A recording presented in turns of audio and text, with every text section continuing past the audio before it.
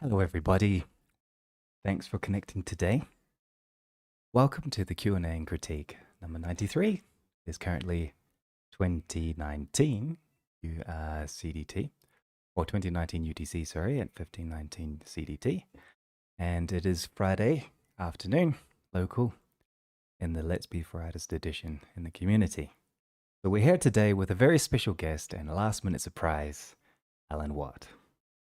So Alan Wyatt has been a special guest with us a little while back, showing us a little bit about his painterly technique and other work that he has been doing, and also his history in traditional art, plastic arts, and other types of work, and his vision concerning Tradigitalists. Sorry about that. Yeah. So I'm really happy to have you Uh, back today, and I'm actually super excited because with the current competition here in Bforartists, with the event details, let me just load that up. We're currently running a competition for the splash screen of Bforartist. We've got a number of very good entries already, and hey, what happened? There we go. So the splash screen competition is well underway, and first prize is actually donated very kindly by Alan here with his Tradigalist Toolbag. So we're here today to talk about that. What is this prize? Where does it come from? How have you progressed since we last talked? What you've been up to? And also a little bit about the career paths, work paths, and also your development. And finally, last but not least, we're going to talk about the Spiderverse because we both loved it. And we're going to gush. yes. We're going to share as much information as we can. We've been keeping an eye out on the Twitter sphere, trying to get to know who does what and who did who and who did what. So stick around. It's going to be a fun talk. If you have questions, just raise your hand on the stage or write on Twitch or YouTube, and I will ask these questions for you or with you later on today. So, Alan, how you been? Been good. It's been crazy, honestly, the past couple years. I've been getting my master's since last we spoke. I don't know if I was. I feel like I had already started by the time that we spoke last time, but yeah, now I'm going into my third year this fall, and so that'll be my final year. Hopefully, we'll see how that goes. But that has been crazy. That's been taking up a ton of my time. But the big thing that I've been working on the side is just producing products for Gumroad and Blender Market, specifically for the Tradigalist Toolbag. So this is something that I just recently renamed to that. I was trying to find a good, I don't know, title, not just title, but kind of just branding identity for the kind of stuff that I like to do. And it took a while, but I finally found something that I think fits pretty well, because I love traditional artwork. That's what I'm getting my master's in, technically speaking, is fine art. So I'm getting my MFA, and with an emphasis in 3D, both traditional and digital. And when I figured that out, I thought that Tradigital would be a good name that I could go with, that kind of if I can say it, encapsulates how Encapsulates? I'm trying to say the word and I can't pronounce it. Yeah, my brain is going crazy today. But yeah, it kind of just it communicates both sides of the type of art that I like to do, both digitally and traditionally. And I think it also gets across the specific type of style that I'm also trying to sell in this case, with either traditional line art or with more of the painterly effect, something like that, which is honestly, since I've started this, is becoming way and way more popular, with releases like Spiderverse and Arcane. There's been other things like the new Teenage Mutant Ninja Turtles that's coming out. Oh Like yeah, that's exciting. I that can't wait. really, yeah, it's exciting, as a whole, just to see this type of community almost building around, making 3D feel like 2D without having to put in all of the hand animated work, but still having that artistic expression that was initially in the first animated film that's ever been made. And that is just so cool to see, because I feel like a lot of times we tend to like change our method of, whatever specific art type of thing that we're doing. Like, say for instance, we go from oil painting to photography, or we go from in this case, like 2D animated animation to 3D, and it can feel like we kind of lost some of the initial artistic spark that went with it. But I think that honestly, seeing this right now, it really shows that artistic spark coming back, and I'm super excited to see how that all goes. It is just insane to even imagine how much the entire CGI space is honestly about to change, not just because of AI, but also just because of passion and the love for art more than your knowledge of a specific tool. You know what I mean? Like that's cool to me, and I love that. I agree too. I feel like over the past 5 years or so, maybe even most recent decade, we've kind of hit the ceiling with physically based rendering or PBR, and Yeah. it's kind of we're getting to the point where okay, let's circle back, go back to the story, go back to the style, go back to the art, and work around it. Puss in Boots, Spiderverse, the first one, Hmm. a number of Yeah. Yeah. Yeah. other new NPR projects, Star Wars, Visions, Hmm. also Love, Death, and Robots, and a Oh number of yes. other things like that. People are It's really just so cool to exploring see. techniques and also the technology since we've hit the ceiling when it comes to physically based rendering. Now we're kind of like pushing the envelope with some new techniques when it comes to going back to the physical, but also trying something new. I highly agree with you that it's very exciting. So, Yeah, it's awesome. with that, with your traditionalist thing, I wanted to ask you, was this, with this whole physical painting and getting into the digital, was this, um, why did you want to develop the tool set? What was your original inspiration to make the tools? Because it's very technical, the things that you're working on. So, what fueled this technical inspiration? Well, when I was, let's see here, when I was an undergrad, I was enamored by a specific 2D animation, technically speaking. It was called The Dam Keeper, if you've ever heard of it, by Tonko House. That short film is just gorgeous. It is a beautiful masterpiece. It's basically a little cute pig and a fox. Yes. Yeah, that's it right there. It is just beautiful. And I saw how someone had, well, first off, they technically used both 3D and 2D in their piece. But the way that they did all of their work was basically just paint overs. But they got their initial animation, their lighting, things like that from 3D tools. And that was already really cool and stuff. But for me, I didn't really want to have to like paint over every single piece hand drawn every single time. I Yeah. wanted to kind of get the same effect or the same mood, the same feeling without having to do quite as much work. And then I saw how somebody, I would have to search it. Let's see if I can find it. I believe it was in Houdini. Um, Houdini. they basically were able to recreate like the initial style that they got from it, but in Houdini, just from like particle systems, basically. I would have to see if I can find it, but it was just, yeah, here we Did it go. have a race It was car actually pretty perchance insane.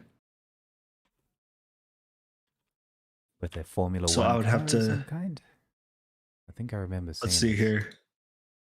Yeah, it was this effect, correct? So that was one of them. Yeah, I don't know if it was done by the same person technically. Um, but it was, yeah, like that was really popular for a while. But then there was this one. I can share it in the chat. This is the specific one I saw that I just thought was so cool. Um, yeah, Share it and to it me. was it. I feel like this was so ahead of its time, honestly, because nothing else was really happening like this at the time. This was, what is there a date on here? I'm trying to figure out, because it was probably like what, 2018 or 19, maybe something like that. It was a while 2019, back now. yes. Yeah. And it's it's sad because I feel like this could have really taken off in today's age, like with all of the real interest in like the 2D and 3D effect. But this sparked my interest, obviously. This really got me into it, and I wanted to just create some sort of shader that could do the same. This was before geometry nodes were even a thing. And Blender, even though it was not the only application I knew, it was like the one I had the most knowledge in.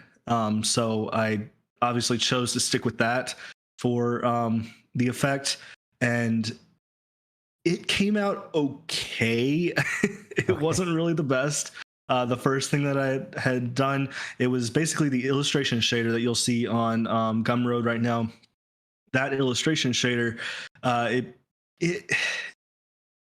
it had a lot of cool effects to it, but it was also very limited. So yeah, that one right there.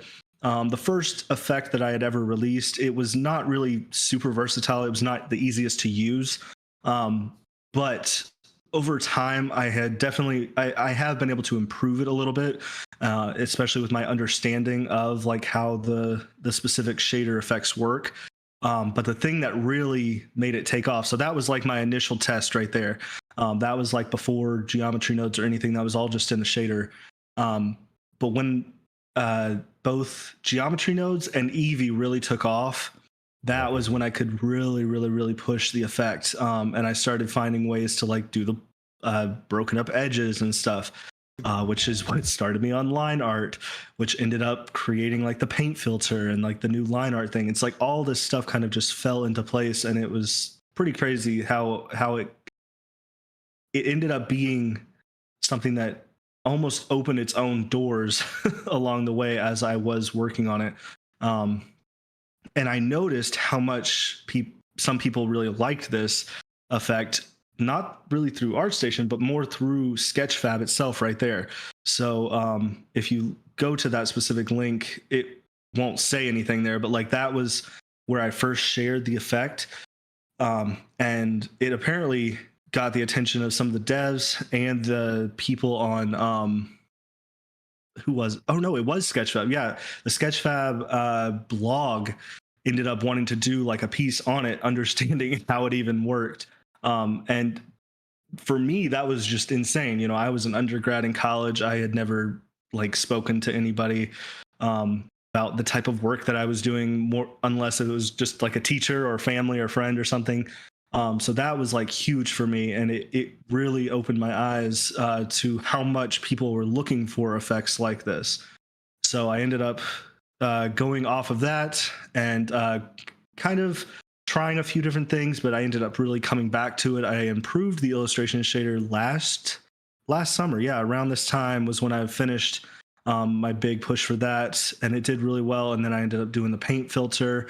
I did Villagen, which was insane. Yes, that was a very cool piece. That was a huge project. Um, and then the line art is something that just came out like last week. So like there's or not last week, last month, sorry. So yeah, there's been a lot of stuff that's been happening, but I feel like it's all kind of happening very smoothly to where I can at least be able to focus on my academics, but while also getting to work on stuff like this. And it's honestly just a blessing that I get to do any of this while working on my master's, because it has barely anything to do with my actual classes, but I've been able to maneuver my way into being able to work on stuff like this in the classes that I take. So like last semester, I took a drawing class where literally the teacher, all he likes to do is just talk with people. He just likes to discuss stuff the entire time. And that was like the perfect opportunity, because I ended up telling him like, I need to make more products, so I'm going to be doing this all semester. He's like, okay. So I didn't do a single drawing all semester, but I created the line art modifier, and that ended up like helping me a lot in understanding geometry nodes. And now I'm like going back and improving on like the paint filter because of the line art. It's like different little things that it's just all kind of growing on itself, and it's really nice to see that. So this summer I just plan on kind of improving some of the stuff I have, introducing a few like kind of new elements, Like the paint filter, I have a specific thing coming right, hopefully in the next few weeks, which is basically just an image version of the paint filter where a person can just put their image sequence in and it does all the work for them, so they don't have to actually have geometry information in the scene for like the paint strokes to actually like follow everything. And it was, I think that will honestly be a lot more towards what people are looking for, because I'm realizing a lot of people just try to use it with like an image plane and it doesn't really give them the effect that they're looking for. So I think that it will help a lot, but we'll see. I don't know. Interesting, yeah. The issue I found with putting I call it the shower door painterly effect. Unfortunately, it looks good, but it does look like a filter sometimes when you have a lot Yeah, of camera parallax. exactly. A tricky thing to When work they are around. just using like a what I use is like the basically just an image plane, if that's what they're using to like capture all the color information. I have it to where it defaultly goes to just like a swirl effect with all the brush strokes, to where they all just like swirl down the middle, so it looks almost like a tornado happening in the middle of it, but it stays the exact same the entire time. And people are not really the biggest fan of that, so that's what I'm trying to improve right now. um, Yeah, I was and we'll wondering see how about that that. goes. Well, when I started doing my own painterly technique, I was trying to access the zeta buffer and compositing to kind of Yeah, work yeah. around that, but I thought it was a kind of beta. it There's so many ways you can go about Yeah, things like that now. um so and many. like, yeah, yeah, especially with geometry nodes, that has really opened up so many doors. Like when they connected it to shader attributes, like once that was possible, oh my goodness, it really, really, really changed the entire aspect of how you can create things in Blender. Like it's just insane how one little thing can completely change every aspect of how proceduralism basically works. And it definitely helps, um, because that's the only reason I can do like the paint filters, because of that. And then you have like, I'm trying to think like other things that kind of improved the overall process. It was like the refraction shader for like the for Eevee specifically, using the fact that it can only go through like one layer at a time of refraction detail, like using basically something that is normally limiting the user's experience into helping me create something that kind of gave a better experience for me. And I thought that was really funny, because like this effect does not work the same in like cycles. It just can't, because of how many basically tiny refraction um, Yeah, data points that you have to keep on doing over and over and over again with all these bounces and stuff. It's just pretty much impossible. But yeah, it's you'll nice have to to see that like crank up the limitations. transparency raise to 999. Yeah, I've tried it all the way to 1024 on transparency, transmission, and then total, and it technically works, but it takes like 30 minutes to render just one One basic frame. frame. I'm like, nah, I'm good. Not worth it. Like Eevee is just so much better for the effect. And now, like if someone wants, hopefully once I can get like the image thing out, all they'll have to do is just render out their piece in cycles if they like the lighting specifically for that, and then they can just hop back into like Eevee to do the final rendering of it with the filter. So like they can keep all the initial lighting that they like from cycles, but then use Eevee for the filter itself. And I think that'll help a lot of people. Honestly, we'll see. Yeah. I have no idea yet. It's very similar to my own technique, actually, that I do with the Painterly. I do a two-pass render. I render Yeah. first with the Painterly so that I have the EXR Oh yeah. normals and data based on the geometry. So I have Mm-hmm. the spatial coherence and temporal coherence. But then after that, I actually do render on top of a canvas to set that up, relight it, color balance it, and reproject the normals onto the canvas. That's awesome. So, all right. Well, okay. So I have a question now. So you've Yeah. created a full-on tool set that's ever evolving, and you've created this tool bag. So what is it exactly? So the tool bag is basically just a bundle of multiply of my projects, the ones that specifically have to do with tradigital style, I guess. The only one that I really don't have in there at the moment is like the Villagen. But like all these other ones have some form of painterly or drawing, some sort of traditional kind of effect to the digital space. And so it comes with like the paint filter, the illustration shader, the color filter node, the painterly border node. That one I just actually made free for anyone that wants to download that one. And then the line art curve modifier, which was just released recently. So all these things together are what make up the tool bag, and I'm going to continue adding to it, honestly. So like if you get it now, it probably is going to be cheaper than it will be in the future, just because of time and effort. I tend to have to crank up the price every so often just to keep my situation going stably, especially without a job during the summer. But it's honestly great that people that have bought it prior don't have to worry about that anymore. They can just kind of get everything that they that is added to it in the future for free. And I think that people have really clung to that, and I think it's going pretty well so far. But yeah, that's pretty much the Tradigalist tool bag.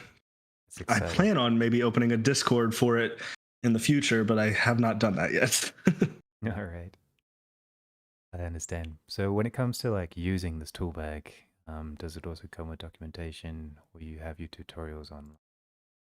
So most of it is going to come through YouTube at the moment. I've tried making documentation for it, and it doesn't always work out the best. Just because things I tend to change or update and end up changing it completely. Just different things like that. So I tend to just try to stick with videos. That seems to be the easiest way to kind of explain how it works and how to go about it. I have one hopefully coming in the near future for the line art modifier, but other YouTubers have already kind of shared how to use it and stuff. So that's been a blessing. Haven't had to worry about too much when it comes to people asking how it works. But I like to at least share my process and how it generally works and how it can be used in different ways to where people can make their own version of it. And that's something I plan on doing with the line art, because I found, even though I have like a very, very complicated like node group for like the final effect that I'm selling, I have a much more basic to understand version of it. Doesn't give you all, the bells and whistles, but it is good enough for the average user, and they can definitely understand at least how it works from just this basic node group. And that's what I plan on sharing, hopefully soon, on YouTube. It just takes me forever to make a video. Yeah, I understand. Sometimes, like for every minute of work that I do, it's about 5 hours It feels like it, of yeah. editing and It's preparing and setting up the content and recording the Yep. voice and mouse movements. It's about I five hate hours per I hate minute. recording my voice, dude. I hate hearing it. I've I've thought about using the that new AI that can basically take previous like videos that you've done or just audio samples of your voice and just do it from text. I'm like, I honestly might try that for a video and see if I can fool people. We'll see. True. Actually, today I was talking with a friend here on Discord, and he meant to modulate his voice to somebody else that had been trained. So he changed his voice into Joe Rogan almost real live, Oh gosh. right in the call. It was quite funny. Dang, yeah, there you go. That's the way to do it. I Cool. have noticed though also, I was just talking to another friend about this. Is like I technically teach also while getting my master's at the university that I'm attending. I teach as a teacher's assistant, so I teach full time for some of the classes, and then I assist in other classes. And I feel like I do way better in those situations. I feel like I'm way more, I don't know, expressive and like more outgoing. But then when I'm like staring at a screen and trying to record something, I just sound horrible. Like I look so stiff and awkward. So I need to like record myself teaching sometime and like just go with that data and see if I can learn from it somehow as Yeah. to why I feel so, I don't know, out of it whenever I I'm guess looking at a camera. maybe if you have one of your friends or a student or an intern or someone right beside you and you're explaining it to them while you're doing it on recording, that human element while you're explaining it to somebody. scripted Yeah, questions that's a or good something. idea, actually. Kind of get in the element. Oh, I love all the work, and I've noticed that with your curve line art curve modifier, that people have been exporting it to other render engines, using it, for example, Octane or Arnold or some other systems. So that's one of the I hadn't even thought about this because like so many people were asking me like what are the pros of like your line art modifier over this other one, and I was like, I don't know, I just made it. At first, like that was basically my first response because I didn't really know what were all the features in some of the other ones. Now some I did because I did my research on them, but like some of the ones they were mentioning I had never even used before.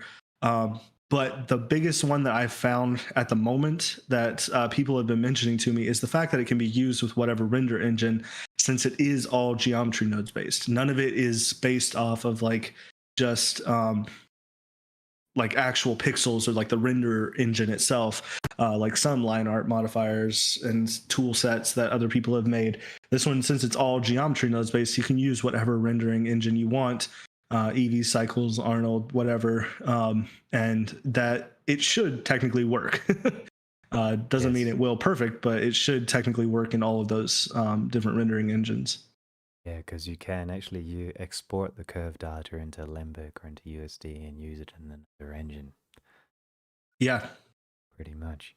Another thing I've noticed, like with your technique with the curves, you can actually use geometry shading or different types of shading onto the line art instead of solid colors. You can actually use UVs into your curve data. So I was thinking, can you really work your strokes with your curve data? Unlike grease pencil. Grease pencil has an issue where sprites are sprinkled around the lines as dots or Yeah. as strips without a proper UV. And the line art, the freestyle line art modifier also does not manage textures onto the system. And if you're using Hmm. compositing, you can't use the flow of a curve around the line art to set up brush strokes. But with your system, you could modify it to create curved ribbons with UVs, and you are able to have a very strong painterly lines into your system. I think that's a really huge point to sell. Not only can you use it in other software, but you can really throw in the actual brush strokes. Could be. Yeah. Having each of like the individual, technically speaking, like it goes from curve, to mesh to where it's just a plane. Each of those planes for each of the strokes themselves do have built-in UVs, so you can apply whatever texture or effect you want on top. Some people have been asking me how to like add more noise to it, and you basically do it just like you would any other mesh at the moment. You can literally just add a uh, displacement modifier after the line art itself and just add some noise to it. There's a lot of different ways to go about it if you want kind of a more sketchy effect. And I plan on improving it over time and adding more features. This one was mainly just to test if it went well for everyone so far. I haven't heard too many complaints, which is nice. But there are still some improvements that I definitely want to make. Um, Compared to like the paint filter, that one I had to make some improvements like right out of the box, that just because of errors and stuff that were happening.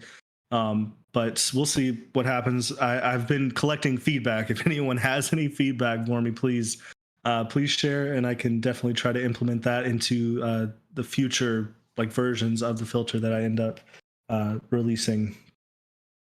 Exciting. Yeah, I remember giving a little bit of feedback concerning including UVs. Yeah. Yeah, I was also wondering, since these are curves, you could also possibly use the same essentials hair nodes that Blender has provided to do some different interesting effects.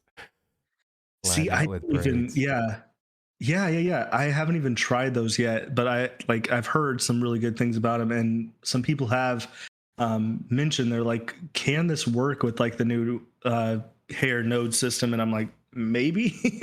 I'm not really positive, but I definitely need to give it a try. You can. I've been playing around with that a little bit lately. Get hair. I need to get into simulation nodes more than anything right now, honestly. Yeah, there's a lot of potential there. I think some scaffolds and basic setups and systems need to be built. But just Hmm. recently, for example, Nugget released a new particle nodes or particle simulation for basic bullet effects from particles which runs in real time. Highly recommend. That's crazy. Of course, Nugget did it though. Yes, Nugget's another protege out there. He's insane.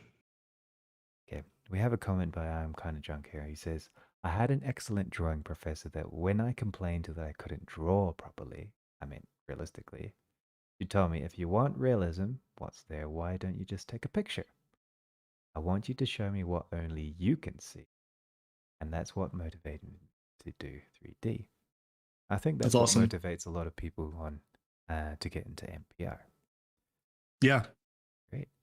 Uh, that artistic touch is way more important than you think right now, especially in the market when it comes to like all the AI stuff that's going on. There's a reason that it can't just completely replace everybody.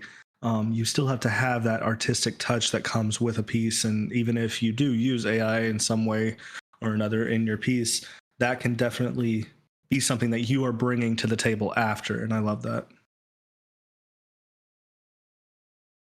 So I have a question when it comes to your toolbag. Also the idea of Yeah. MPR and Painterly. Where do you want to take it? Where do you want to go with your work, with your masters, with this tool bag, with all these things that you're creating and preparing? I feel like there's going to be an eclipse of some kind where something's going to change in your life and you're going to do something absolutely incredible with it. Do you have something in mind? Or just building up a big, massive arsenal of weapons for the unknown war?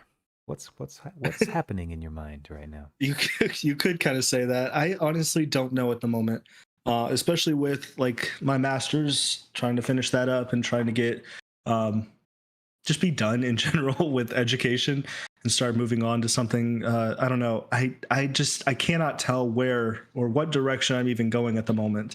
Um, but I can tell that I'm at least going in the right direction, if you know what I mean. Like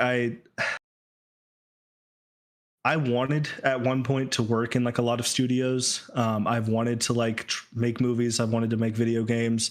All these things I love, and I absolutely would. I don't know. I would love to try and at least be part of something big like that. Um, but I'm noticing more and more that, especially like you hear all these like horrible stories from like studios and stuff. I don't know if the environment is something that I could sustain for very long. Like I could maybe make one video game, one movie, but I cannot think about doing that for like the rest of my life. And most people in our position, they don't. They have to kind of find something specific that makes them valuable and kind of go off of that once they retire or once they're done in the specific industry that they are working in. And you're seeing a lot of that right now, especially with the AI movement. How some people are just done; they're just done with being in a studio. They don't even want to work for these places anymore. That don't think that they are valuable, and I totally get it.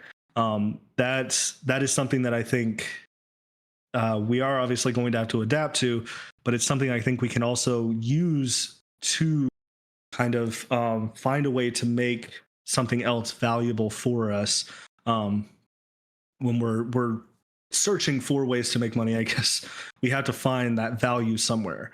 And for me, that value, I think, at the moment, is through helping other people speed up their specific workflows to get specific effects that they want. You always hear like how an artist's entire job is basically just problem solving, especially if you're like a graphic designer or if you are in the industry and you're having to like do specific things like rigging.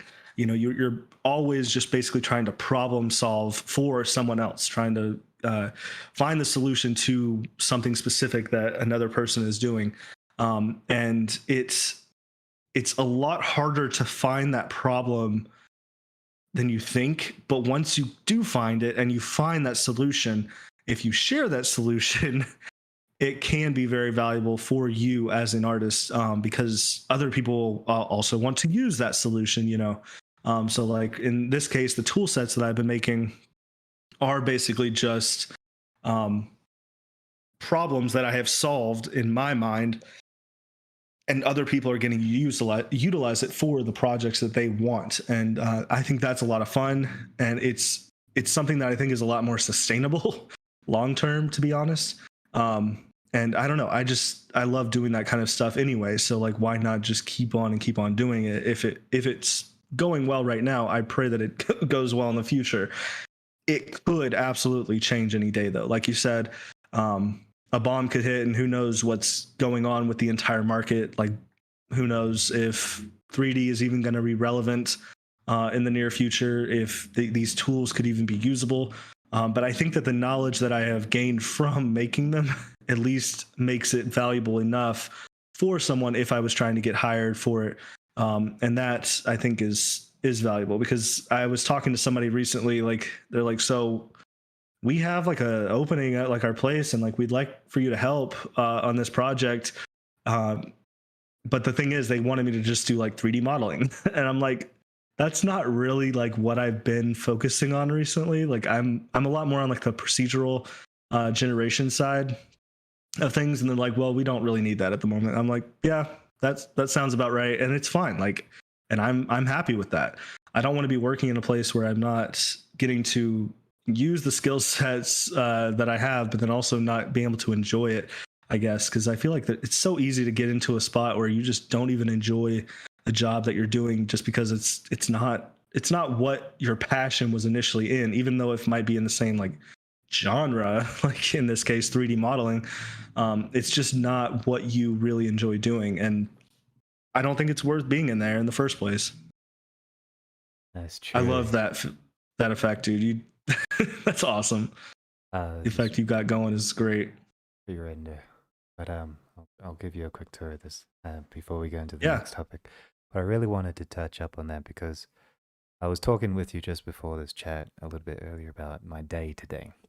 So lately, I found out that I've been saying yes to a lot of projects over the years out of hunger and need for a paycheck because the bills don't stop coming.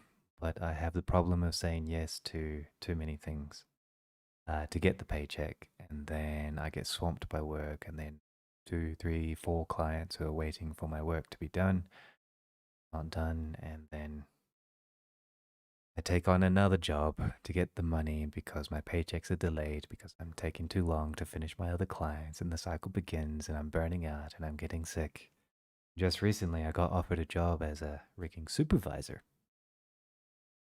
This job was a very good offer, although I would have to immigrate, go work on the floor. But then I thought, as you mentioned, like sometimes the quality of life, the concept of doing something that maybe helps a lot more people and also gives you a lot of sense of self satisfaction, control, contribution, education, creativity, sense of independence.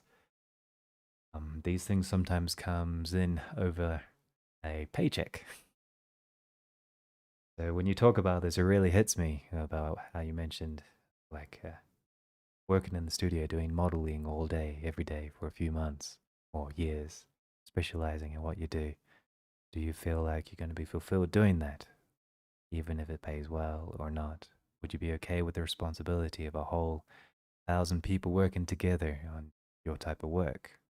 Or would you like to contribute something that many people can use, where you have at least 150 5 stars on your painterly effect, your traditionalist system, or some people using your system in some other type of project, and you've indirectly been part of multiple projects by sharing your knowledge and your know-how, your experiments, and you've been free reign and working with your tool set.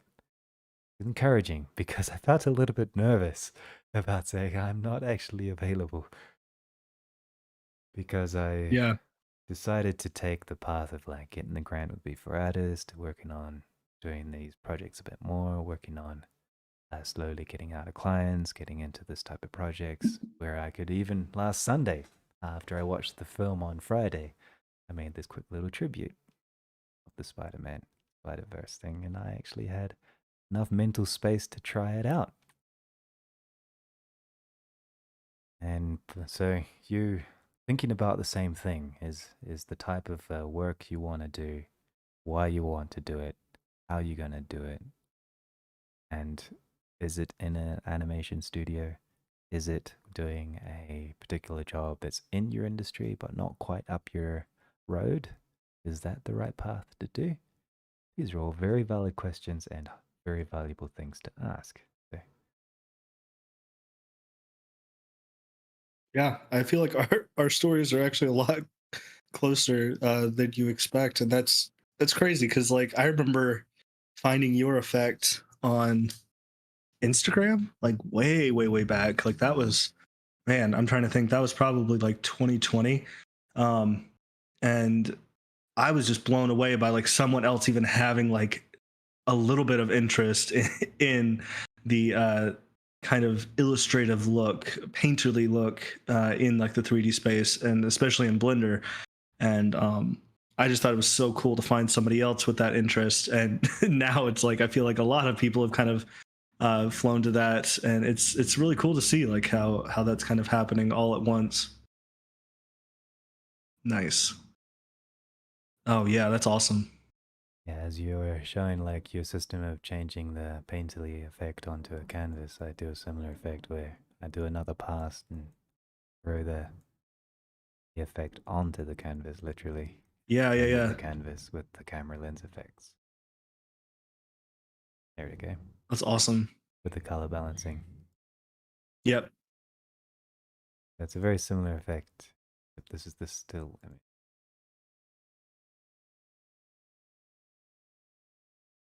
Credit and blank test to be more organized. That is one problem for me right now is I feel like I'm very unorganized with a lot of my processes. Like I could just, if I wanted, I could just expose every single setting that's inside like the geometry nodes and make it to where I could understand it, you know, and looking at it. But the thing is, not everyone will be able to understand um all these different settings that I'm like including, so it makes it like a pretty hard to understand product if I end up releasing that. So I have to really like sit down and think and organize my thoughts and say, okay, what do people actually need to make this work, and like what do I need um to like show them and help them understand how it works and how they can utilize it. It's hard. It's really hard when there's so much going on all at once, especially with effect like yours, because there's a lot going on at once, and I'm sure it's really hard to like make it, I guess, work for like a pipeline. You know what I mean? Like that is a hard process to like figure out. You may have the process down, but like sharing it with someone else is always difficult. Yeah, it's tricky. That's one of the reasons. I mean, I shouldn't think about it so much, but I haven't turned my system into a tool yet. I do have like an add-on developed for it, like this little button that I created. That's awesome. I use a number of macros to prepare things, and it just took me one afternoon to make this full-on animation. The rig was terrible, but most of my time was spent actually animating the character, but setting up the Yeah, yeah, lighting yeah. and the shading was done in less than an hour. That But makes sense. but once you have the pipeline, yeah, it's a tricky thing to transmit. Hmm. Like, I have right? a couple studios right now that are trying to use like my Painterly filter for like a full on pipeline, and I'm having to just completely rethink the entire process of using it and like how they're going to be able to implement it, because they want like individual like characters or objects to have all of their own settings and everything, and it's just like it gets very complicated very quick. And Yeah. it's it's a struggle, but I'm trying. That's what I've been working on for the past couple weeks, and that is what I think I'm going to be using like the 2D like image to painting for, because I think that would just be easier to translate, since I can have more information about like the scene. If they want like say just a specific uh, like alpha pass or something with like just one character, then they can definitely do that, and that's all they need. I think that will be a lot better, honestly, long run. We'll see. I don't know if I haven't discussed that with them yet. We'll see if they're for that, but I just gotta try to find better ways. Yeah, it's a tricky one to think about. I was thinking when I started doing the painterly effect, I was trying to get it to be a one-pass render. So the compositing wouldn't have to be an extensive render. And I just do my Yeah, lighting and everything inside the 3D space, as much as my computer could handle it with an LOD system, like something a bit more performant.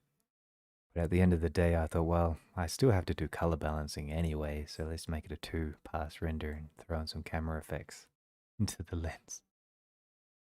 But it's tricky. You have to thinking about pipeline and using the painterly effect to work in volume, to work in also something pretty, and also give a lot of artistic control is very difficult.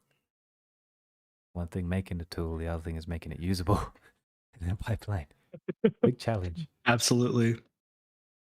So Yeah, it's hard. Like, it's just difficult for that. Like right now, especially with how many options like that we give ourselves for projects like this, but we don't think about other people in the in the process and how they're going to be utilizing it. But it's still cool. I can't wait to see yours as a product. It definitely needs to be one. yeah, so far I've managed to make just over 10 minutes of animation with it. I Nice. still have another 10 minutes of animation to do in the next couple of months. And then there is a new announcement, if we saw earlier with this particular album, um, Prisoners of Gravity. There's a whole new series of episodes to the universe with the music coming later this year into next Nice. year. So content's going to be there. So that's the first 20, 25 minutes for the first album and another maybe 40 minutes in the next album. It's definitely I will be squeezing a lot of juice out of the effect as we go along. So I have another question about your work. I've noticed that a lot of people have been using your work because you've made it out there, you've made it accessible, you've made it available. How does it feel when you see somebody use your work in ways that you haven't imagined? Have you noticed your work being used in other projects or other music videos and things? What's the experience like? It's weird, honestly. Like it feels really nice, obviously. Like when you first see something like that, you feel like you've almost missed out on not doing it yourself when you see it, but at the same time you're like, at least I was able to help them get to their end result, whatever they're trying to do. And that is always a blessing to see. And it's really cool to kind of get to be part of some of these other projects that people are doing out there. Doesn't mean like I want to literally be like sitting right next to them and having to do it all there, but it's nice to see that there was some type of contribution put in, and I don't know, it's just nice to see that other people are appreciating it at the same time. And I'm sure you get that all the time with Bforartists. Like that's definitely a thing that you have to. I don't know if it's something you have to like control in yourself, but you have to kind of just expect to see like recognition, but you also have to like stay humble about it and try to not get overly confident, because most likely someone is going to come to you and say, we need this entire thing rethought. We need it like revamped completely if it's going to work for us. And it definitely makes you humble when you're like, I don't even know if this is possible, but you just have to keep on working and keep on doing. And that's cool. I like that personally. It's a challenge, but it's also like it's a point that puts me back in my place, like where I am right now. Even though people are using things that I have, I know that I'm still nowhere ready enough for these things to kind of be working like 100% all the time for other people, and I have to always be improving them and making them better. And then also, as Blender is of course improving, there's more things that I can implement. So things like simulation nodes, I definitely plan on implementing effects from simulation into the painterly effects, like no doubt. We'll see if that happens sooner or later, who knows. But I definitely want to do that one day. That would be so much fun. It would probably take forever to compute, but still sounds fun. Yes, I can't wait till we get simulation nodes onto hair, onto particles, onto muscles, onto Yeah, yeah, yeah. lots of things. My biggest concern though is I actually was taking a look at Munar's latest um Bgen hair nodes. So the Bgen Groom actually is a very cool system which gives you a very beautiful, useful, Mm-hmm. easy way to manage the hair nodes from a panel to the side. So I highly recommend purchasing. Um, but on top of that, it adds simulation onto your hair curves on a Wow, channel already, even before simulation that's crazy. exists. I'm not sure how he's doing it. I need to ask him. But one Does of it the say that it requires 3.6 or something? Like, is 3.51, wow, 3.5 and no, above. then dang, he So it really doesn't, did make yeah, his own. he made That's his own insane. system. I think he's binding it to cloth strips using the cloth built-in system cloth, and then binding Gotcha. the curves to it. But it's a Gotcha. very elegant solution, and it's very relatively performant. That's awesome. I highly recommend this add-on. I mean, the things you could do in the future as well, like once we have proper self collisions with curve between curves, gravity with curves, hair with curves, you could blow your drawings into the wind. Can't wait. Mm-hmm. Man. That looks so cool. So that leads me. It's kind of cool to see how you feel about that because yeah, when it comes to Bforartists, actually we've been working with a number of updates, and I've been with the grant. It also helps me to sponsor some development with the Yad, who also worked on these hair nodes with Bgen with Munar, and it's a small community. Everybody's putting their fingers everywhere. It's really nice. Exactly. I quite like that a Very lot. true. I do Um, too. I think that's awesome. when it comes to that, well, we got a couple of updates concerning the Bforartist competition. We've got one new entry this week done by Kumarai, and it's absolutely incredible. And I also have a couple of updates from Bforartists which I would like to share with you. So I wanted to ask you, Alan, before we head into the conversation of Spiderverse, which may have spoilers, hopefully not. We'll try to be careful about it. We're going to try to talk about the production, technology, talk about the different things. I would like to ask you about some recent feedback of the latest updates of Bforartists and also the competition.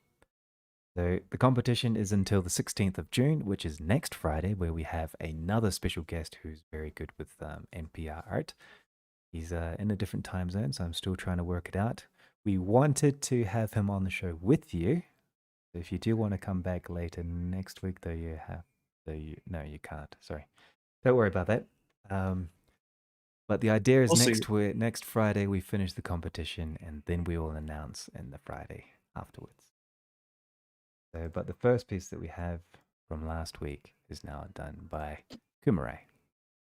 The Kumarai's piece is this robot arm lens injection system. And the other pieces that we've had a look at is done by Killen, who's in the audience, Standing Pad with a little bit of graffiti, Alina, who's also worked on a little bit of a still life painterly effect, which is quite nice. It's rendered, very temporally Nice. coherent.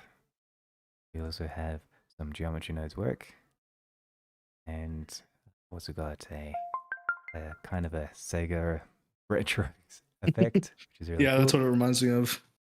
We got planetary render, which is coming on. We've got the anvil. Marty is in the audience as well, and Muhammad Amin's play. So, but the latest release this week is quite a tough one to compete with. So, That's what do you awesome. think? How do you think it's going, this competition so far?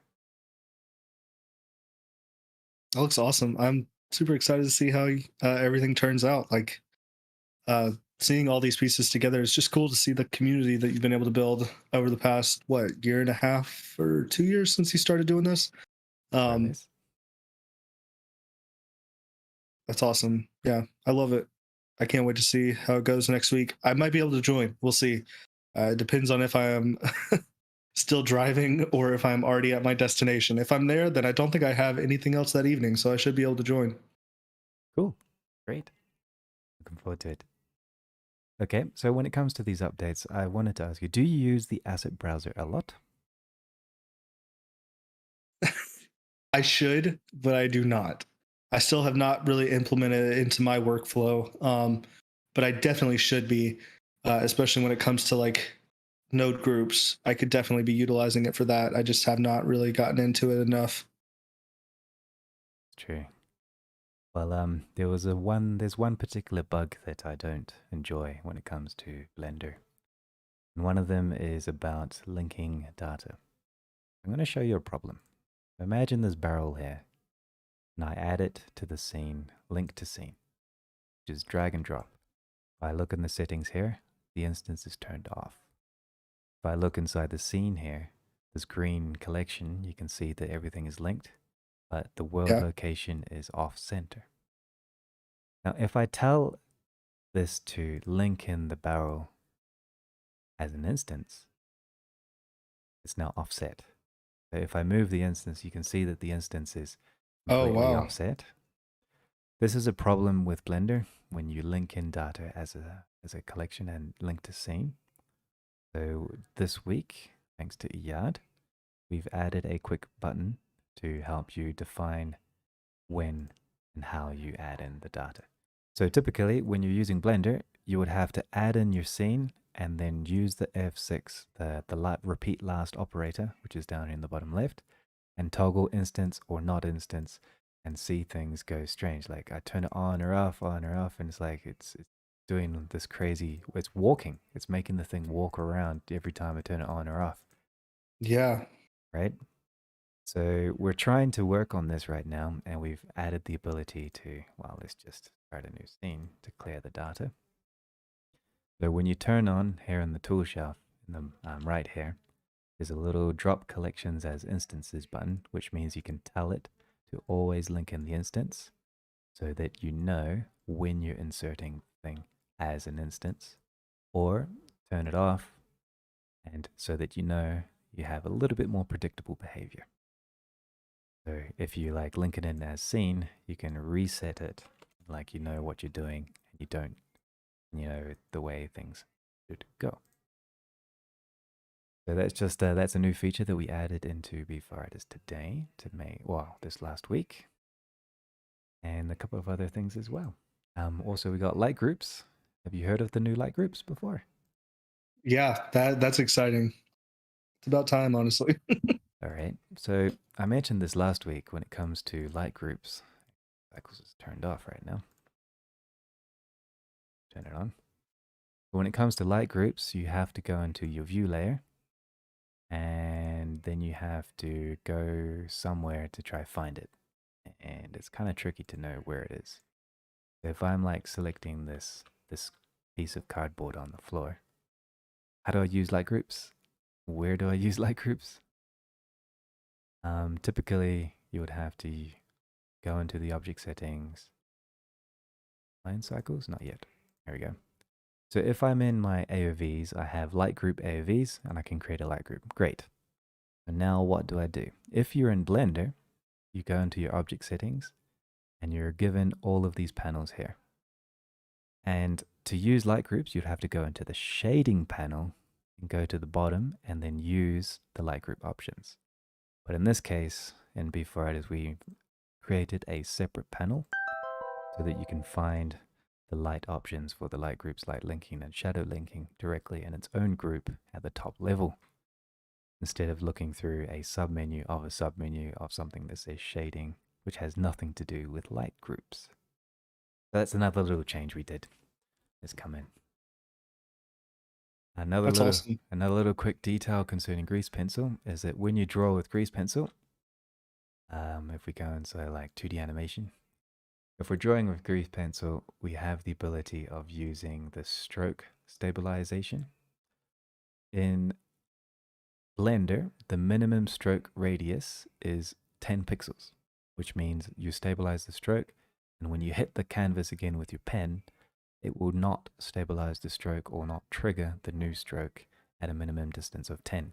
So if you're like doing cross hatching or other things with a very close proximity or connecting lines or doing animation very quickly, 10 pixels is too high, especially with lower density pen tablet monitors.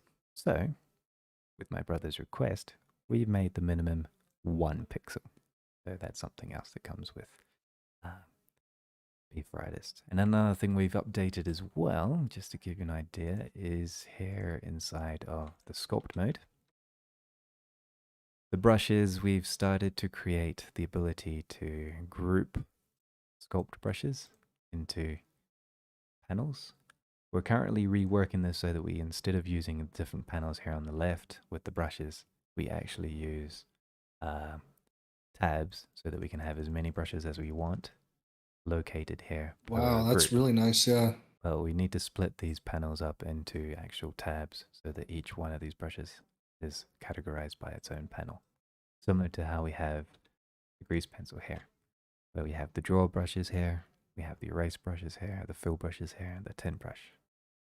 But with the sculpt brushes, we're working on the ability to have multiple tabs because there are so many brushes and all of them can have all of their own presets. That's coming. And other little updates and tweaks and things like that, bug fixes and all of it coming on too. So things are speeding up. I'm quite happy with that. That was a small interlude. Consider this a commercial. Spiderverse.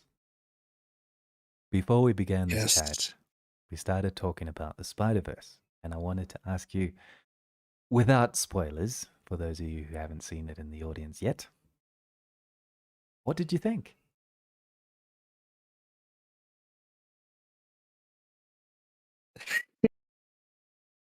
I loved it. Like, oh, it was incredible. I'm not going to spoil anything. I'm trying not to, but the overall, like, I don't know. Honestly, what got me more than anything in this one compared to the first one is just mood. Do you know what I mean with that? Like the overall mood that they were able to set in specific scenes with the colors and the lighting and everything was just phenomenal. And it fit so well. Like, I don't think I have ever seen another movie that I have loved the color so much. And they use a lot of color. So But much it color. it works so well, and they know when to unify and when to contrast, when to show something, when to make something fall and recede, something to like it just works so well, and they don't rely on realistic colors that make sense. Does that make sense? Like, for instance, the whole you'll see everything. Like, I'm not going to spoil anything, but like basically when you're there's a whole part with Gwen and her dad, and they're just talking. But like the entire scene is nothing is realistic at all. No, none of the colors, skin colors, hair color, nothing is accurate to real life or to how she should be. But it works, and it just reads so well, and it is completely for emotion and mood. And they were just able to nail that, like, and it is just phenomenal. Um, the techniques you're used that you're like showing off right now are also just insane. Like the type of stuff that they were able to add in there is just, I love it so much. I that was like a really big one for me. Whenever I saw that, I was like, I want to recreate the whole portal effects. How whenever they see a portal or they glitch, similar like the first movie, they go through those stages of different types of animation, and I love that effect. It was impressive. Let me tell you Spot was that. also incredible. Yeah, the villains were great. The anti-villains were great. The story was Yep. great. The family is great. The way they portrayed masculinity as well was really cool. It was a really awesome film.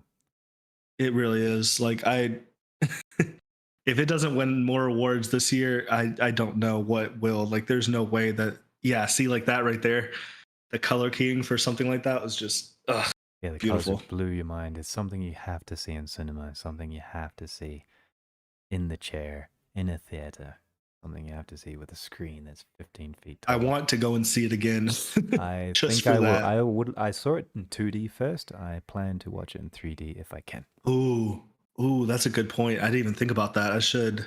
Yeah, Yeah, if so I do second go time again, I'll probably round, see it in 3D. watch it. Exactly.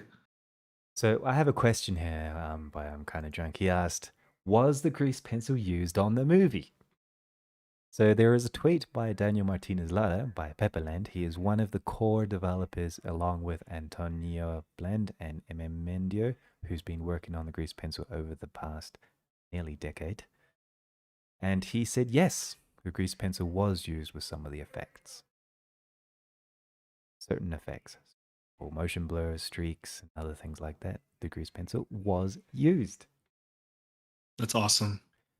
Another thing as well is That's like, exciting. um, is there was a lot of artistic talent.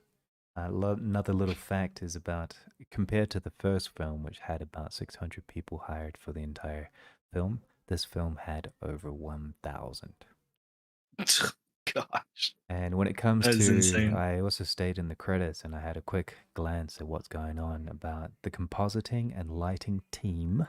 Just the compositing and lighting team. Usually the biggest team of an animated film is the animators Hmm. team.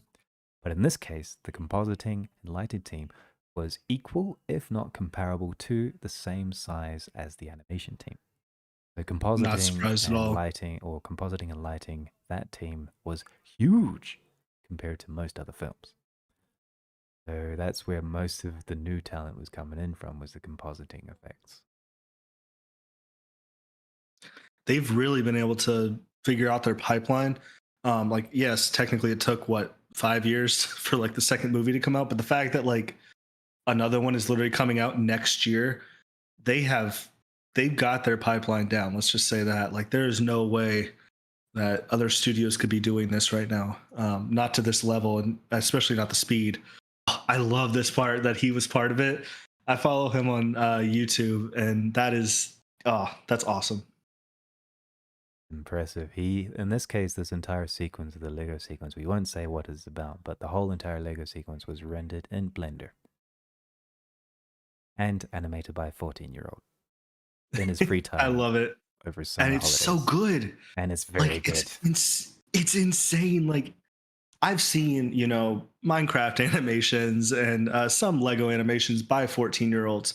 This is like, this is top of the line. And this kid is, oh man, he's going places. I'll tell you He's going that. places, He's working on the definitely. next Lego movie, no doubt. Child labor intensive is killing. Yeah, I wonder how that worked out. Like, how did they legally I do that? don't know. They had to somehow pay him for sure, but that is a good point. I didn't even think about that. I also saw a tweet by one of the artists who recreated how he set up the 2D effects of one of the characters, which I thought was quite groundbreaking. Maybe he lied on his resume. I'm 18. Right. Oh wow, that is really interesting. So okay, so it's showing the layers. Yeah.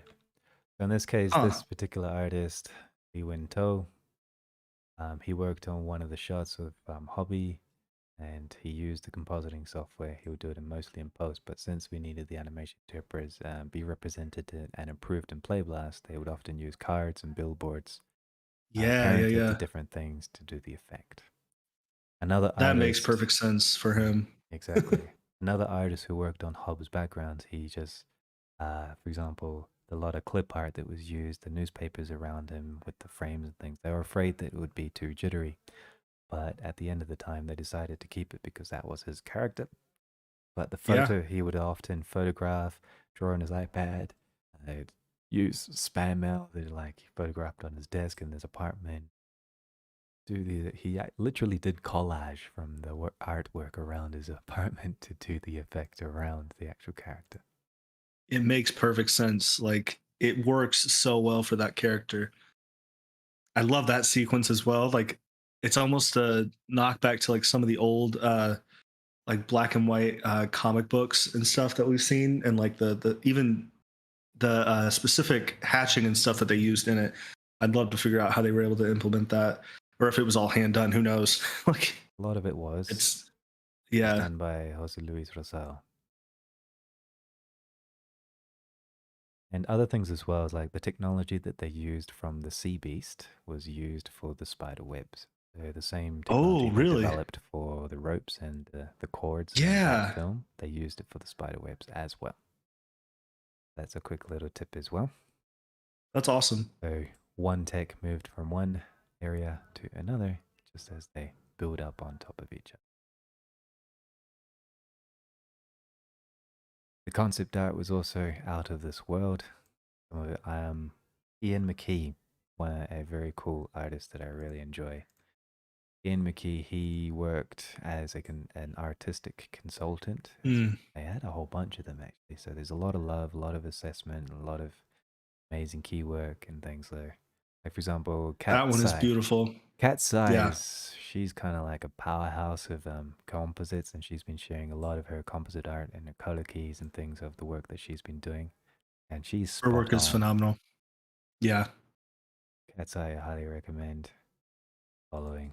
this is what makes a movie artistic, is when you have people like this doing the concept art for it, and the color keying, and like it massively improves the final piece.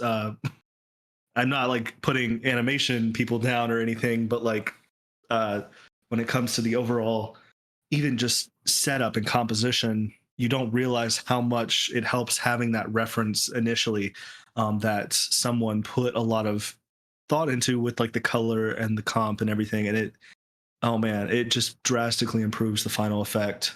I love it. There's lots of good people, lots of good thought. They Hmm. did a really good job.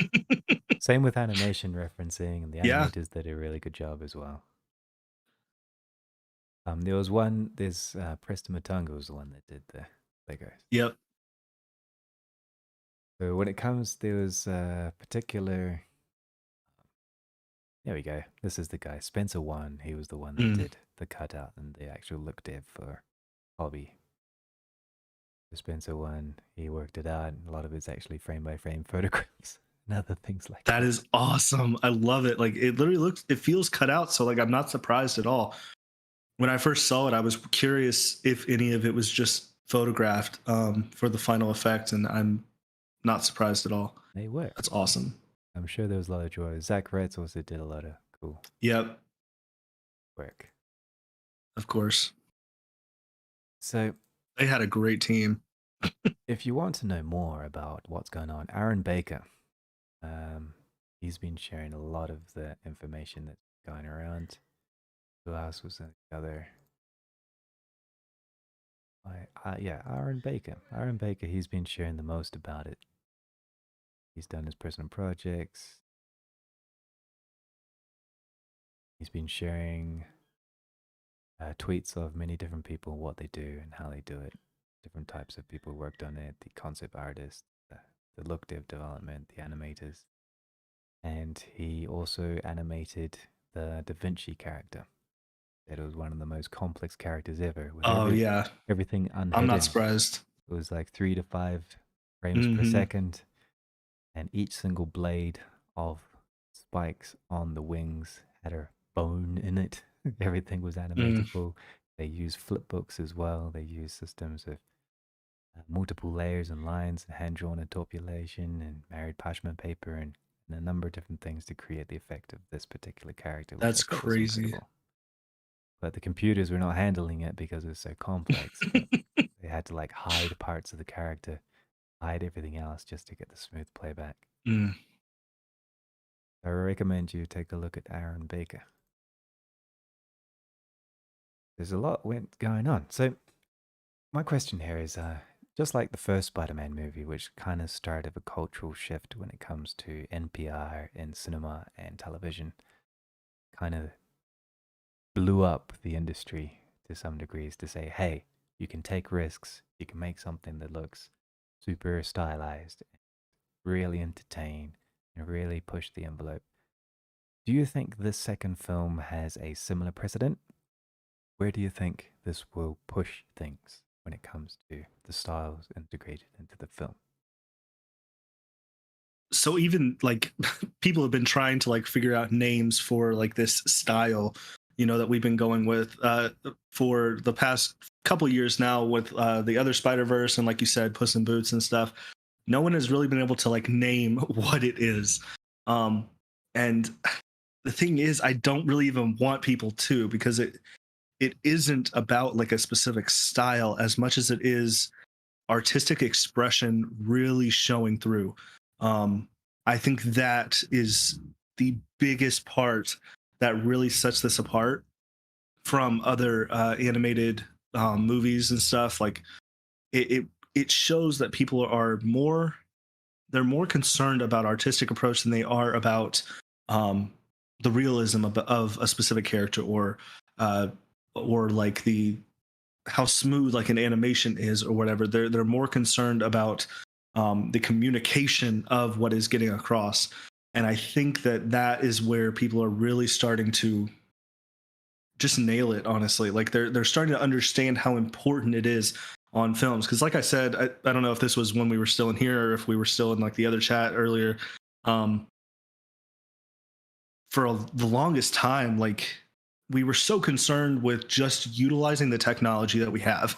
We were like, oh, this Can is a computer 3D do this? modeling, this is Yeah. 3D rendering, let's Yeah. push it to its limits. Can a computer do um reflections? Can a computer yeah, render a yeah, specular highlight? Can a computer exactly. do Like hair? we just wanted something to like improve it, but now I feel like we've kind of hit a wall there where like if you try to go all the way, you end up in a bit of that uncanny valley type of effect, like some of like the love death robots kind of stuff, you know, where it just doesn't feel quite right.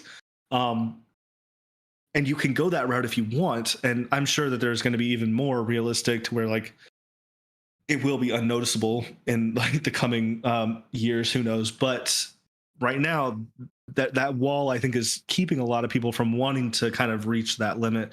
So what they're doing is kind of stepping back and saying, okay, now we have all this technology, we have all of this computing power, we have all these applications, what can we do artistically to express what we're trying to get across, and how can we do it in a way that obviously is semi quick, because that is a big thing when you're working on Mhm. movies. You probably have seen that when it comes to like the whole pipeline. You have to make it to where it is usable for something long. Like you can't just make something super short and expect it to work out for like a long term film. And that is, I don't know. It's really interesting to see that how people are now starting to focus more on the overall composition, the colors, the um, and now I guess with like line art, that's been a big thing recently, especially with Spiderverse, like the first one when it first came out, and there was like lines on like their faces on 3D faces. People were like blown away. They're like, "What? This is is You can this do that? hand drawn? Is it like animated on there? Like you don't know like that." And It's that was rigged. so cool. Yeah, it was all rigged as like curves basically on top. Um, but it was awesome. Like, and it worked so well, right? Like that is the kind of stuff that I love seeing happen right now. And it's continuing to get better and better. I just love that we're starting to focus on this a lot more. Because you know we have movies like Toy Story, like the first one that came out, and it's like you look back at it and it just looks horrible. Yeah, rented I in love the movie Workbench. so much, but like the actual artistic side of it is really, really, really bad. But they were so focused on technology that they weren't really focusing on like the artistic, and that is something that now we can focus on. And I don't know, it's exciting. So I don't think that there is any specific style with it that will like transfer over to other like movies and stuff specifically. I think it's just the artistic approaches start going to start becoming more important. So like those concept shots, like we were talking about, those color keys, things like that are going to start becoming more and more and more important as time continues, and we're going to start seeing more of that initial concept art in the final piece. Because there's a lot of times that we see concept art and we're like, this looks better than the movie. Like, there's a reason for that. And it was normally just the limitation of what the 3D rendering engine that they were specifically using could do. Like, they Hmm. couldn't get that specific style, but now they can. Like, that is actually possible. And I cannot wait to see some of the stuff that people are talking about right now. Even video games, like I'm sure it's gonna transfer over to there in the next few years as well, and I'm so pumped. Yeah, I think video games actually have been doing this for a little while now. There's a lot of indie games and things that have been focusing on angel effects for That's quite true. a while. So I guess they're perfecting the technique and it's starting to bleed areas. Yeah, absolutely. Indie developers are also. I was talking with another friend about this recently. They're really taking off because of how they can basically just make whatever they want. They can put in whatever expression they want, any mood, any feeling. Um, and the game doesn't have to be super long or whatever, but it can still be very, very, very successful. And I think it's starting to get the attention of like the the big developers and stuff, and like these big companies Willing to that take also it obviously to. want to make money, but they don't care. They don't care about the artistry as much as they used to. They're more worried about money at this point. I But wish. I'm Well, I glad. I'm glad they can now. Actually, Yeah, and I think that's going to also happen more in the movie industry as well, especially with the introduction of some of these AI tools coming out, and a lot of like the Blender tools that we see right now that are literally free for people to use.